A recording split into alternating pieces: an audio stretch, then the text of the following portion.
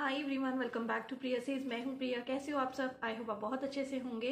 तो जो लोग मेरी वीडियो पहली बार देख रहे हैं उनके लिए मैं बता दूं कि यहाँ पे मैं अपनी आईवीएफ का एक्सपीरियंस आप लोगों के साथ शेयर करती रहती हूँ। मैंने आईयूआई भी करवाया था, उससे मुझे एक टॉपिक प्रेगनेंसी हो गई थी जो कि कंटिन्यू नहीं की गई।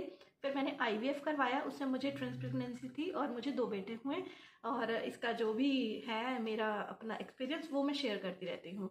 तो आज की वीडियो होने वाली है सिम्टम्स के ऊपर कि आपका आईवीएफ का प्रोसेस अब आपका ट्रांसफ़र हो चुका है, एम्ब्रियो ट्रांसफ़र हो चुके हैं। बहुत ज़्यादा ये मैसेज आता है मुझे, कमेंट आते हैं, इंस्टाग्राम पे आते हैं पर्सनल मैसेज कि मुझे कोई साइन नहीं आया है, कोई सिम्टम नहीं आया है, तो क्या मैं प्रेग्नेंट नहीं हूँ, मेरे इतने दिन हो गए हैं।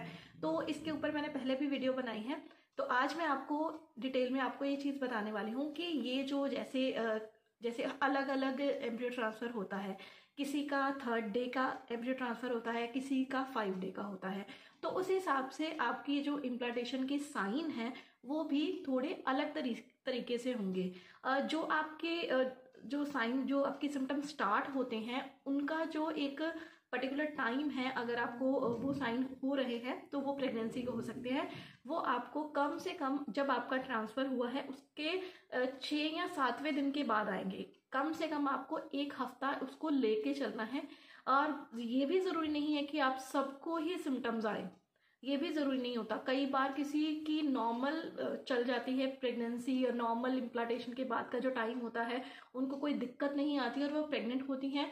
और कई बार सिम्टम्स आ भी रहे होते हैं लेकिन प्रेगनेंसी हो जाती है, लेकिन आगे कंटिन्यू नहीं की जाती। तो इसके लिए आपको इतनी टेंशन नहीं लेनी है कि मुझे सिम्टम्स नहीं आ रहे हैं इसका मतलब मैं प्रेग्नेंट नहीं हूँ। ज़रूरी नहीं है कि आप प्रेग्नेंट हो और आपको साइन आए ही आए।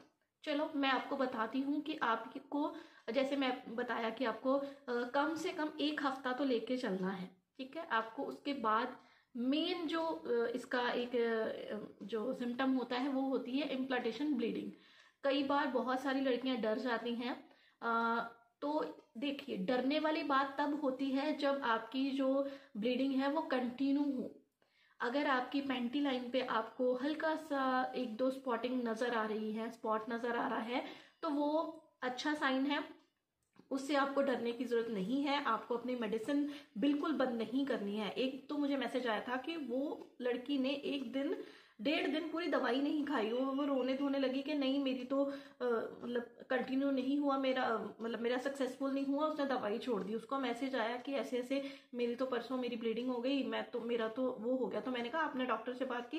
कह रही नहीं, मुझे तो पीरियड आ गए, अब मैंने मतलब पीरियड आ गए और अब क्या, अब तो कुछ नहीं रहा, बस मेरा तो मूड ऑफ है, मैं रो रही हूँ। फिर मैंने उसको कॉल की, मैंने उसको कहा नहीं ऐसा नहीं होता है, कि प्लीज आप अपने डॉक्टर को तो बताओ, ये इम्प्लांटेशन का साइन भी हो सकता है। और फिर टचवुड उसकी प्रेगनेंसी अभी भी चल रही है, उसको अभी 5वां महीना चल रहा है, टचवुड है। तो आपको डरना नहीं है कि ये आपकी ब्लीडिंग स्टार्ट हो गई है। जब ब्लीडिंग होती है तो वो कंटिन्यू, आपको पता ही है, हम सबको जब पीरियड्स आते हैं तो एकदम से हमें फ्लो उसका स्टार्ट हो जाता है। लेकिन जो इम्प्लांटेशन का साइन होता है, जो इम्प्लांटेशन की ब्लीडिंग होती है, वो आपको 2-3 मतलब आपको स्पॉट नजर आएंगे। अब वो भी आपकी पैंटी लाइन पे या फिर जब आप यूरिन पास करने जा रहे हो तब आएंगे, उसके अलावा आपको नहीं आएंगे। अगर आपको आते हैं तो आपको डॉक्टर को उसी टाइम बताना होता है, ठीक है। और एक दूसरा जो सबसे बड़ा आपका सिम्टम हो सकता है कि आपको क्रैम्प्स हो सकते हैं। जैसे हमें नॉर्मल जब हमें पीरियड्स आते हैं तो हमें नॉर्मल हमारे जैसे पेट के नीचे वाले हिस्से में होती है ना दर्द होती है कि हमें पीरियड्स आने वाले हैं। बहुत लड़कियां डरती हैं, बहुत रोज की रोज ही मुझे ये वाले मैसेज आते हैं। वो डरती हैं कि कहीं मुझे अब पीरियड्स तो नहीं आ जाएंगे। तो ये तो थोड़ा आपको चलेगा, जैसे आपको बहुत ज्यादा प्रोजेस्टेरोन जा रहा है आपके अंदर, और वैसे भी आपकी इम्प्लांटेशन का साइन हो सकता है। और जो तीसरा साइन होता है, आपकी ब्रेस्ट में काफी ज्यादा हेवीनेस हो सकती है। आपको खुद ही फील होगा, जैसे कई बार हमारी हाथ दुखता है या आपके हमारी टांगे दुखती हैं तो हमें पता चलता है ना। तो ऐसे ही थोड़ा हेवीपन आपको अपनी ब्रेस्ट में लगेगा, कुछ चेंजेस आपको लगेंगे कि हाँ कुछ चेंज मुझे लग रहा है। जरूरी नहीं होगा कि ये जो तीनों साइन मैंने बताए हैं वो सबको ही आए, लेकिन इसमें आपको 30% लड़कियों को ये चीज होती है। 100 में से 30% होती है, 70% नहीं भी होती, उनको कुछ और होती होगी, है ना। जैसे मैं तभी तो कहती हूँ कि अगर आपको कुछ अलग साइन होता है तो आप ज़रूर कमेंट में लिखा कीजिए, ताकि जो दूसरी लड़कियां कई बार कमेंट्स पढ़ती हैं तो उनको हेल्प हो जाए। मैंने बहुत बार देखा है मेरे कमेंट सेक्शन में बहुत सारी लड़कियों ने एक दूसरे को ही मतलब अपना जवाब दिया होता है कि ऐसे ऐसे मुझे ऐसे हो रहा है। तो बड़ी अच्छी बात है ये, क्योंकि ना कई बार मैं नहीं आंसर कर पाती तो वो खुद ही आंसर, कोई दूसरी होती है उसने आंसर कर दिया होता है। तो मुझे बड़ी अच्छी लगती है ये बात आपकी। और एक आपका मेन जो सिम्टम हो सकता है, आप गैस बननी स्टार्ट हो सकती है बहुत ज़्यादा ना, आपको जैसे आपको कुछ खाने का मन नहीं करेगा, ज़्यादा गैस बनेगी आपके पेट में। एक हो सकता है आपको कॉन्स्टिपेशन। कॉन्स्टिपेशन तो मतलब मेन आपका साइन मुझे लगता है कि ये मेन साइन होता है कॉन्स्टिपेशन, जो आपके लास्ट डेज पे आपको देखने को मिलता है। ये आपका ज़रूर से ज़रूर हो सकता है। अगर आप को लग रहा है कि आपको कॉन्स्टिपेशन है, इसके लिए आपको जो इसबगोल होता है ना, वो आपको लेना है, फाइबर लेना है, आपको पानी का इंटेक थोड़ा ज़्यादा बढ़ा देना है। इसमें आपको अलग से दवाई नहीं दी जाएगी अभी। मतलब मुझे जैसे गैस की पहले से ही डॉक्टर ने लगा दी थी, उसके बावजूद मुझे भी मतलब कब्ज हुई थी, कॉन्स्टिपेशन मुझे हुआ था। लेकिन जब मैंने डॉक्टर से पूछा तो उन्होंने मुझे एक ही कहा कि जब तक बच्चे बाहर नहीं आएंगे, जब तक तुम्हारी डिलीवरी नहीं होगी, तब तक एक ही सोल्यूशन है, और वो है इसबगोल का। मैं पानी के साथ उसको, दूध के साथ, जैसे भी आप रात को आप कंफर्टेबल हो आप ले सकते हो।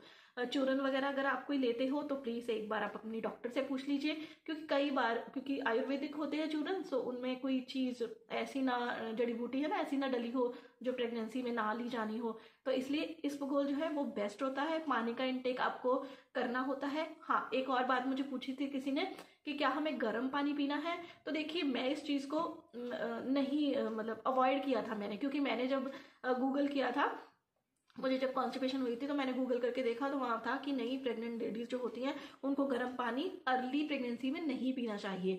तो इसलिए मैंने गर्म पानी नहीं पिया था। मुझे नहीं पता कि डॉक्टर क्या कहेंगे, पीना चाहिए या नहीं, लेकिन मैंने नहीं पिया था। मैं आपको अपना एक्सपीरियंस बता रही हूँ।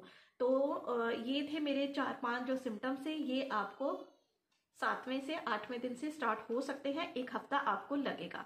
तो आई होप मेरी इस वीडियो से आपको थोड़ी सी हेल्प मिली है तो इस वीडियो को आप ज़रूर लाइक करके और कमेंट करके जाना, और इसको किसी के साथ और आगे शेयर भी करना। तो मिलती हूँ आपको अपने अगली वीडियो में, तब तक के लिए अपना ध्यान रखिए और बाय बाय।